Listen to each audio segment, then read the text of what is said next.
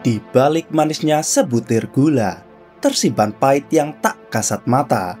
Setiap sendok gula di atas meja rakyat nyatanya menyimpan aroma amis dari kebijakan yang cacat dan kepentingan yang busuk. Pada 18 Juli 2025, sebuah vonis dijatuhkan. Tom Lembong dinyatakan bersalah atas kasus korupsi impor gula, dihukum 4,5 tahun penjara. Namun, di ruang sidang yang seharusnya menjadi panggung keadilan justru terdengar ironi. Tom Lembong tidak menikmati hasil korupsi itu, tidak memiliki mens rea dan tak diperkaya secara pribadi. Yang mendapat keuntungan para pemain lama dalam pusaran mafia gula.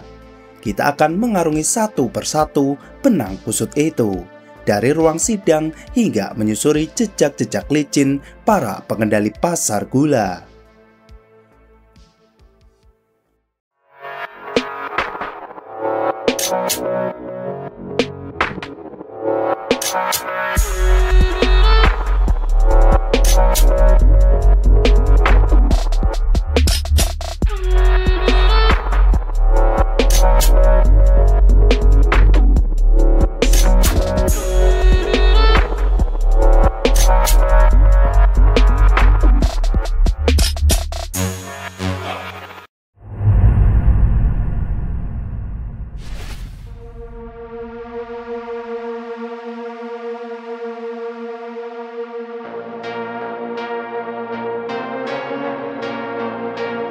Pada 2015, Indonesia tengah dibanjiri gula.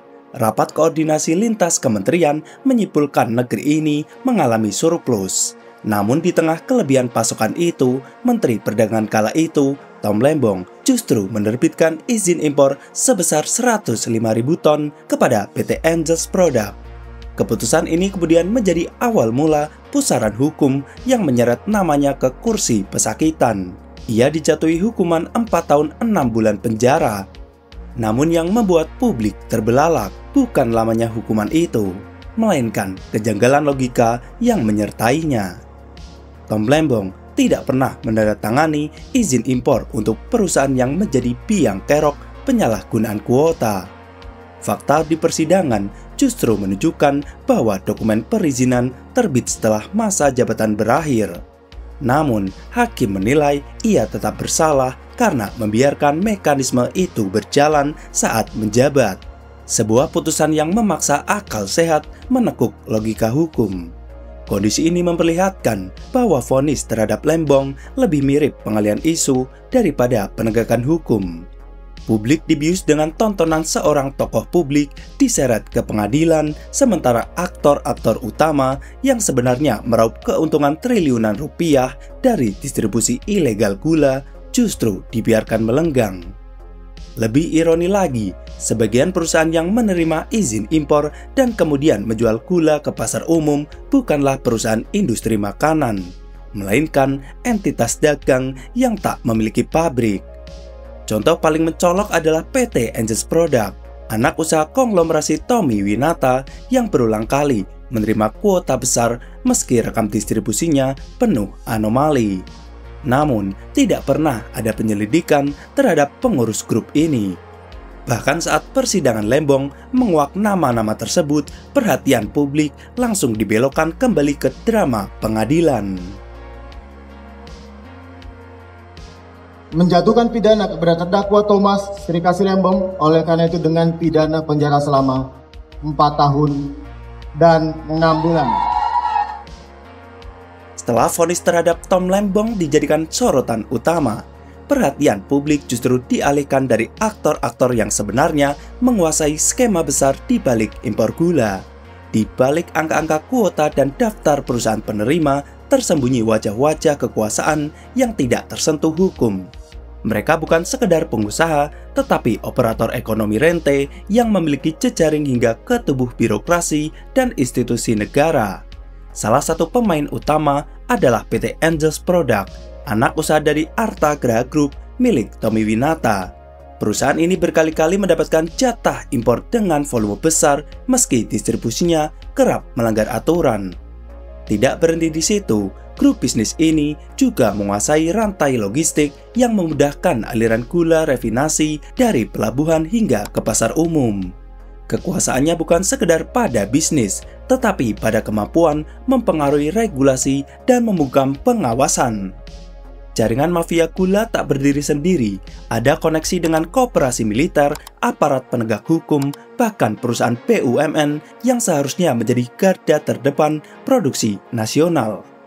Beberapa koperasi aktif menyalurkan gula rafinasi ke pasar-pasar tradisional, padahal secara regulasi produk tersebut hanya boleh digunakan untuk industri makanan dan minuman berskala besar. Pelanggaran ini berlangsung sistemik dan terorganisir, tetapi tidak pernah benar-benar diproses secara pidana. Penting dicatat bahwa dalam beberapa pengungkapan kasus, Kejaksaan Agung bahkan mencatat keterlibatan perusahaan swasta seperti PT Fajar Mulia Trasindo, PT Ciptamino Putra Mandiri, dan PT Sumber Mutiara Indah Perdana. Ketiganya tidak memiliki pabrik pengolahan, namun tetap mendapat kuota impor. Artinya, mereka hanya menjadi perantara dagang mengimpor atas nama industri, tapi menjualnya ke pasar umum demi margin keuntungan yang besar.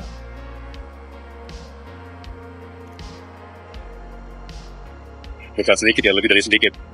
Janggal atau aneh bagi saya sih ya, majelis hukum tidak menyatakan adanya niat jahat dari saya. Tidak ada yang namanya mens rea. Untuk memahami siapa sebenarnya mafia gula, kita harus memetakan bukan hanya nama perusahaan, tapi juga siapa yang berdiri di belakangnya. Jaringan ini bersifat tertutup, berlapis, dan dilindungi oleh legitimasi bisnis yang tampak sah. Namun di balik struktur formal, kekuasaan sesungguhnya ada di tangan segelintir elit bisnis yang punya hubungan langsung dengan kekuasaan. Tommy Winata dengan Artagraha Group bukan satu-satunya.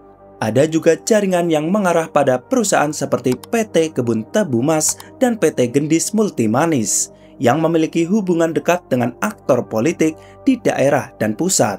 Dalam beberapa temuan investigasi, perusahaan-perusahaan ini muncul sebagai penyumbang terbesar dalam distribusi gula rafinasi ke pasar bebas. Meski tidak semua memiliki rekam jejak produksi yang sesuai standar. Perusahaan lain yang terlibat antara lain PT Berkah Manis Makmur dan PT Duta Sugar Internasional. Nama-nama ini tidak asing dalam daftar penerima kuota impor dalam beberapa tahun terakhir. Namun distribusinya cenderung lepas kendali. Mereka menggunakan saluran koperasi atau distributor kecil untuk menyusupkan gula ke pasar umum, menyamarkan jejak dengan kontrak multi-layer. Lebih dalam lagi, nama-nama dalam Dewan Komisaris atau pemegang saham minoritas seringkali memiliki latar belakang sebagai pensiunan aparat, mantan birokrat, atau orang dekat pejabat. Contoh yang mencolok adalah keterlibatan koperasi Inkopkar dan Inkopol dalam skema distribusi. Koperasi yang memiliki hubungan struktural dengan TNI dan Polri. Disinilah garis batas antara bisnis dan kekuasaan melebur. Mafia gula bukan hanya tentang penyelundupan, tetapi tentang sistem ekonomi yang dibangun untuk melindungi mereka yang sudah kuat.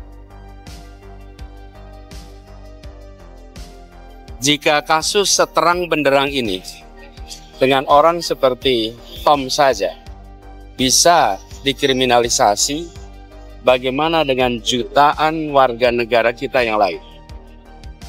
Salah satu ciri khas mafia yang menguasai sektor strategis adalah kemampuannya menyembunyikan kendali melalui regulasi yang tampak sah. Dalam dunia impor gula, kuota menjadi instrumen paling ampuh untuk membagi kekuasaan dan keuntungan. Tapi di balik angka dan surat keputusan, tersembunyi relasi kuasa yang menjelaskan siapa yang diberi akses dan siapa yang dikunci keluar. Kuota impor tak diberikan kepada pelaku industri kecil yang butuh pasokan untuk bertahan, melainkan pada perusahaan besar dengan afiliasi kuat terhadap jaringan politik dan keamanan. Beberapa perusahaan yang mendapatkan kuota besar secara rutin termasuk PT Angels Product, PT Fajar Mulia Trasindo, dan PT Kebun Tebu Mas. Ketiganya memiliki rekam jejak distribusi yang menimbulkan pertanyaan, namun tetap tercatat sebagai penerima tetap dalam setiap putaran kebijakan. Yang lebih mengkhawatirkan, satu grup usaha bisa menerima lebih dari satu perusahaan penerima kuota. Misalnya Arta Graha Group tidak hanya melalui PT Angels Product, tetapi juga melalui jaringan logistik PT Tidar Kerinci Agung yang terafiliasi secara internal. Dengan cara ini, mereka bisa mendominasi harga pasar dan memutus akses bagi kompetitor. Distribusi kuota pun kerap dimanfaatkan oleh koperasi militer sebagai tangan distribusi non-formal. Koperasi Inkopkar misalnya tercatat membeli gula refinasi dalam jumlah besar dan menjualnya ke pasar bebas, bukan ke industri makanan seperti seharusnya. Praktek ini menjadi legal secara administratif karena mengadakan surat keterangan industri fiktif. Sementara itu, petani tebu lokal dan pelaku UMKM tidak mendapatkan tempat. Mereka tersingkir dari rantai distribusi yang dikendalikan oleh kartel dan grup bisnis besar. Kuota bukan lagi alat stabilisasi, tetapi senjata ekonomi yang diarahkan hanya pada segelintir pemain yang punya akses dan koneksi.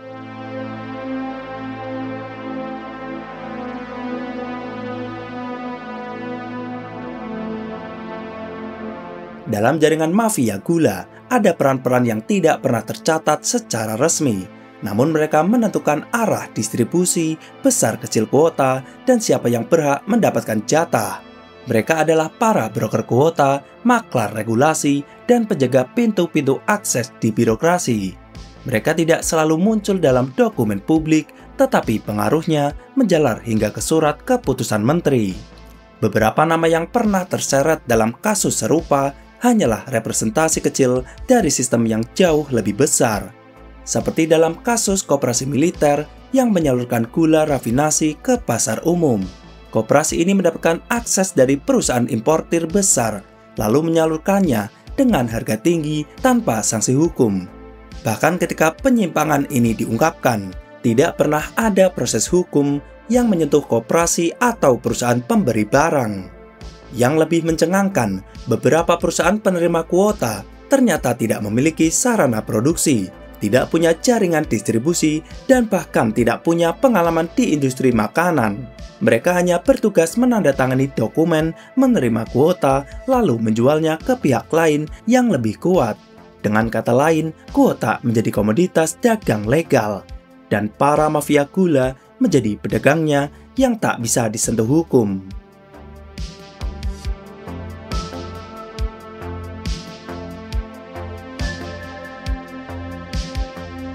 Meski berbagai pelanggaran dalam distribusi dan penyalahgunaan kuota gula terus berulang, pelakunya nyaris tak tersentuh hukum. Penegakan hukum yang seharusnya menjadi benteng terakhir justru menjadi bagian dari sistem perlindungan bagi para mafia. Disinilah terlihat bagaimana kebal hukum bukan hanya soal kekebalan personal, tetapi juga struktur yang sengaja dibiarkan kabur.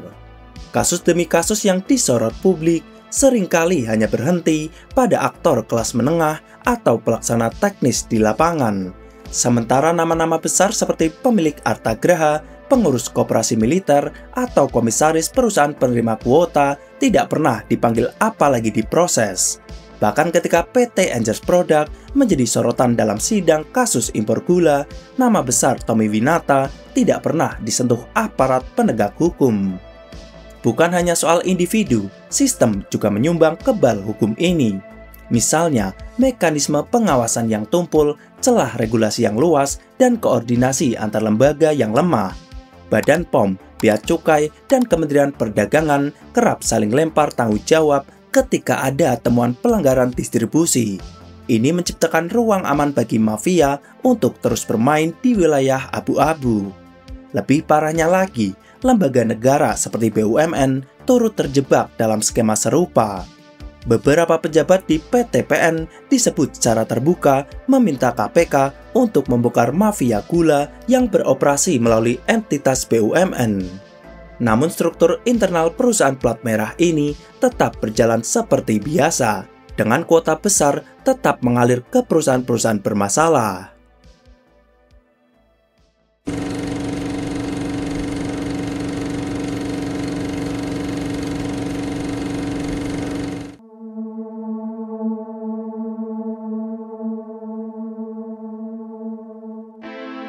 Gula yang seharusnya menjadi kebutuhan pokok rakyat justru dikendalikan oleh jaringan sempit yang beroperasi seperti negara dalam negara. Mereka mengatur harga, distribusi, bahkan kebijakan tanpa pernah benar-benar bertanggung jawab. Apa yang terjadi pada Tom Lembong menjadi cermin keburaman hukum di negeri ini. Ketika aktor yang tidak terbukti merugikan negara bisa dijatuhi hukuman, sementara para pemilik kuasa ekonomi tetap melenggang. Ini bukan sekedar ironi, tapi tanda bahwa sistem sudah rusak dari akar. Kalau kamu punya pendapat, silakan tulis di kolom komentar. Menyelami sejarah, membangun masa depan yang cerah.